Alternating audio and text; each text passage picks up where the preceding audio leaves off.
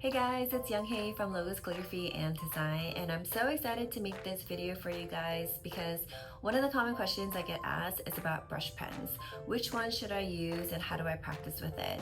So in this video, I wanted to share some of my favorite go-to brush pens.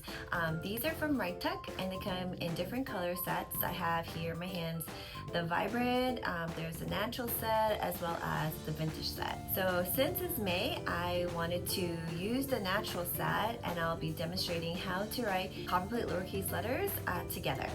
Okay, so let's get started. So here I have my Copperplate guide sheets. I usually like to put these on top of my vegan leather writing mat just because it adds a little bit of that cushion as I write. I have my sock guard here because it really helps to keep the natural oils from my hand from getting onto the paper. And then I have my brush pens up here. So before we get started on the lowercase letters, I want to go over the basic strokes. So in Copperplate calligraphy, there are 7 basic strokes to lowercase letters, and these basic strokes are so essential to building a great foundation because they are what make up the structure of the lowercase letters.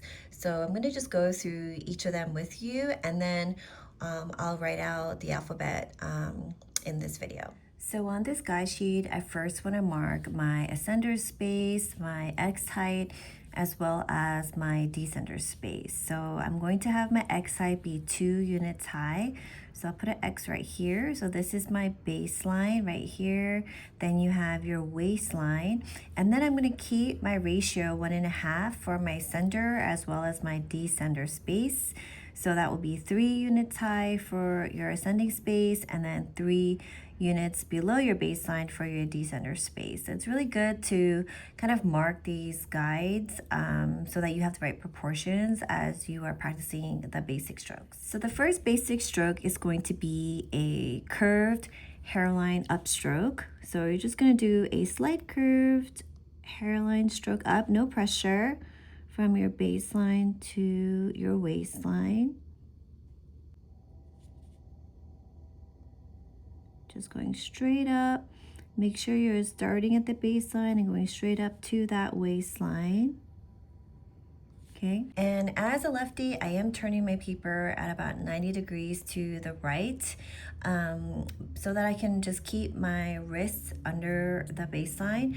But whether you're lefty or righty, you want to start at maybe about 45 degrees, whether it be angling to the right or left, and then try to find your sweet spot as you keep rotating the paper to see what feels good for your particular hand and your setup.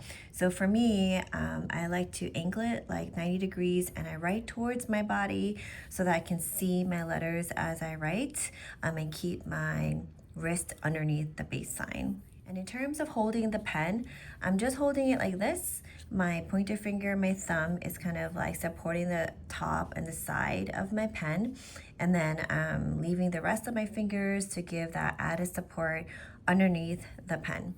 Okay, next let's move on. You have your overturn stroke. So this is going to be your upstroke, and then as you come down, you're going to add pressure so that the thickest part is going to be here at the bottom. Okay, so we're going to do that. Let's do it at least 5 times. So gradually add pressure. You can also like fix up the bottom if you really want to do that really clean edge. At the bottom, I kind of touch it up with my tip. Gradually add pressure, overturn strokes, like that. And something to note here is that whenever you go here around to the downstroke here, you want to make sure that you are staying on that 55-degree slant, which is the slant that we use for Copperplate script. Okay, so here is that 55-degree slant. You try to be as clean as you can to make that script bottom so that the thickest part is at the baseline. And now we're going to move into our underturn strokes. So for the underturn strokes, you're going to start with the pressure, gradually release pressure as you come up. And I want you guys to really envision this oval shape inside of this basic stroke. So thick to thin. You're coming down on that 55-degree slant, and then you're gonna come lightly up.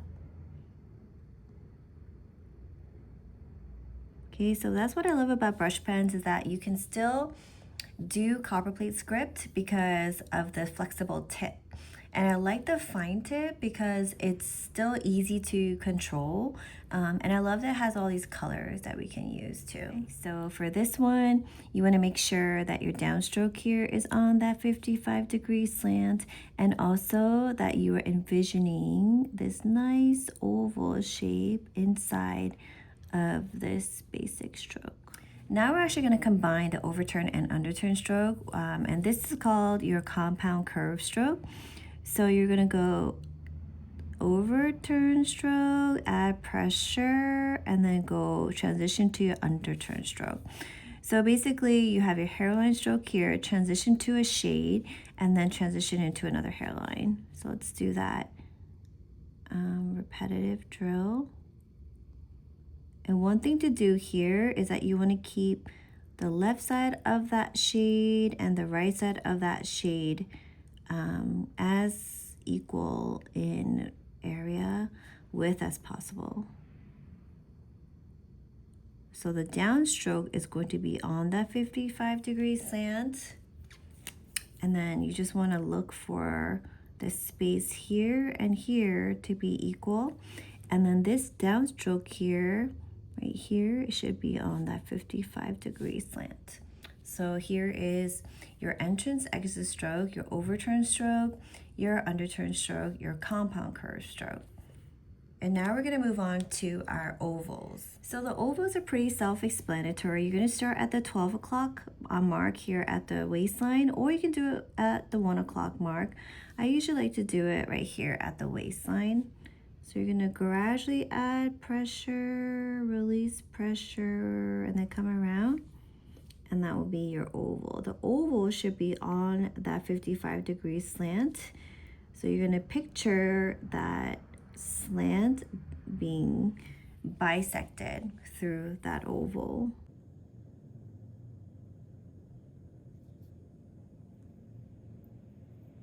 Now let's move into our stem loops. So we have our ascending stem loops as well as our descending stem loops. So the height for the ascending stem loop is going to be 3 units for the stem, the loop, and then including the bottom will be 2, so total will be 5. So you're going to start at the waistline here. We're going to come up around and then gradually add pressure and then stay on that 55-degree slant as you come down. Okay, so from the waistline, come around and then gradually add pressure and pay attention to your slant line.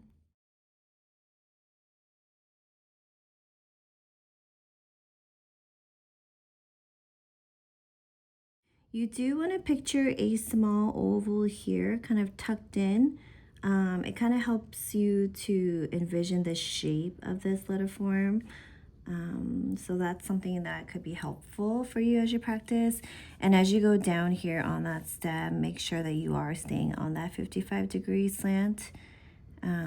So that everything is consistent in terms of slant line as well as where you're adding the pressure and releasing the pressure. So now we're going to move into our last basic stroke, which is our descending stem loop. So this one, you're going to stay on that slant line, and then we're going to pressure, slowly release pressure, make your bottom loop, and then come up.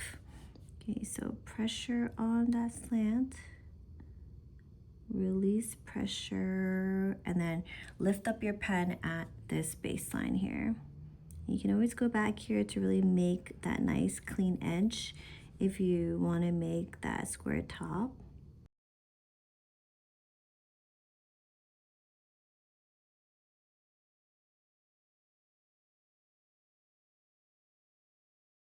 So same thing here is that you want to really envision a nice oval being tucked in here at the bottom, and that you are staying on that slant line as you come down from your waistline to your second descender line. A majority of the lowercase letters can be made with these 7 basic strokes. So just to share, the letter A is actually going to be half of your entrance stroke. So you lift up your pen and then you add in your oval, pick up your pen, and then you're going to add in your underturn stroke. Okay, so it's different from regular handwriting or cursive because these letters are written as you combine these basic strokes together. So it's so important to lift up your hand after every stroke. So now I'm going to just write out the lowercase letters, and I want you guys to pay attention to how much I'm picking up my pen, where I'm adding the pressure, and I wanted to just kind of demo it using all the different colors from this Writech set.